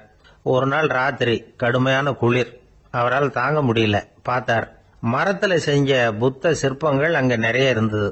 அதுல ஒன்ன எடுத்து அதுக்கு தீ மூட்டி அந்த நெருப்புல குளிர் காஞ்சிக்கிட்டு இருக்கிறார். மர சிற்பம் தீ வச்சதும் படபடன்னு வெடிக்க ஆரம்பிச்சுட்டுது. அந்த சத்தத்தை கேட்டதும் அந்த புத்த விகாரையின் குருக்கள் வெளியில ஓடி வந்தார். இவர் ஆனந்தமா குளிர் காஞ்சிக்கிட்டு இருக்கிறார். அவரால் பொறுத்துக்க முடியல. தெருவில் தெரிஞ்சுக்கிட்டு இருந்த அந்த பெரியவரை இங்க தங்க அனுமதிச்சதே அவரு தான். இவர் இப்படி பண்றாருன்னு நினைச்சுக்கிட்டே அவரை கோபமா பார்த்தார். ஏன் இப்படி கோபமா பாக்குறீங்க, இப்படி உட்காருங்க அப்படிங்கிறாரு இவர். அவருக்கு இன்னமும் கோபம் வந்துட்டுது. எங்கள் கடவுளை எரிச்சுட்டீங்களே அப்படின்னு சத்தம் போட்டாராம். அப்படியா அப்படின்னு கேட்டுக்கிட்டே அந்த சாம்பலை கிளறினார் இவர். என்ன செய்யறீங்கன்னு கேட்டிருக்காரு அவர். நான் எலும்புகளை தேடுறேன்னாராம். நீங்க ஒரு பைத்தியம், இது ஒரு மர சிற்பம், இதுல எலும்புகள் கிடையாது அப்படின்னாராம். அவருக்கு கோபம் வந்துட்டுது. உடனே வெளியில போங்கன்னு கத்தியிருக்காரு. வெளியில தள்ளி கதவையும் சாத்தி விட்டாராம். மறுநாள் காலையில கதவை திறந்து பார்த்தா அந்த வயசான பெரியவர் ஒரு மயில்கல் மேல சில காட்டு பூக்களை வச்சு புத்தம் சரணம் கச்சாமின்னு சொல்லிக்கிட்டே இருக்கிறார். இவருக்கு சந்தேகமா போட்டுது. கிட்ட போனார். என்ன செஞ்சுக்கிட்டு இருக்கீங்கன்னு கேட்டார். இது என்னுடைய காலை நேர பிரார்த்தனைனாராம். நிஜமாவே நீங்க ஒரு பைத்தியமா தான் இருக்கணும், ஏன்னா அது ஒரு மயில்கல் அப்படின்னாராம். இப்ப அந்த பெரியவர் சொன்னாராம், நீங்க ஒரு மரத்தை புத்தரா நினைக்கும் பொழுது நான் ஏன் ஒரு மயில்கல்ல புத்தரா நினைக்கப்படாது? நான் புத்தரை எரிக்கலாம், ஏன்னா அவரை நான் நேசிக்கிறேன். அந்த சிற்பம் மரத்தால் ஆனதுங்கிறது எனக்கு தெரியும். நான் ஒரு மயில்கல்ல தொழலாம், ஏன்னா அது எனது பூக்களை தாங்குது. நான் இந்த மயில்கல்லுக்குள்ள மறைஞ்சிருக்கிற புத்தரை பார்க்கிறேன். யாராவது ஒரு சிற்பி இத சிலையாக்கினாதான் நீங்க புத்தரை பார்க்க முடியும். அன்னைக்கு ரொம்ப குளிரா இருந்தது. நான் எனக்குள்ள இருக்கிற புத்தரையும் பாதுகாக்கணும். உள்ளே இருக்கிற புத்தரை காப்பாத்துறதுக்காக வெளியில உள்ள புத்தரை எரிக்கலாம், அதுல ஒன்றும் தப்பு இல்லை. அது அவருடைய போதனையிலேயே இருக்கு. உனக்குள் ஜோதியாக இரு அப்படிங்கிறது அவருடைய போதனை. என்னுடைய புத்தர் குளிர்ல நடுங்கிட்டு இருந்தார். அந்த மர சிற்பங்கள் வெயில் மழையில உணர்ச்சி இல்லாம இருந்தது, அதனால அப்படி பண்ணினேன். ஆனா நீங்க என்ன பண்ணீங்க? நான் ஒரு மர புத்தரை எரிச்சதுக்காக உயிருள்ள புத்தரை வெளியில தள்ளி கதவை சாத்தினீங்க அப்படின்னாராம் அந்த பெரியவர். உண்மையான பக்திங்கிறது இதுதான். அதாவது உனக்குள் ஜோதியாக இரு அப்படின்னு புத்தர் சொன்னார் இல்லையா, அது மாதிரி தனக்குள் ஜோதியாக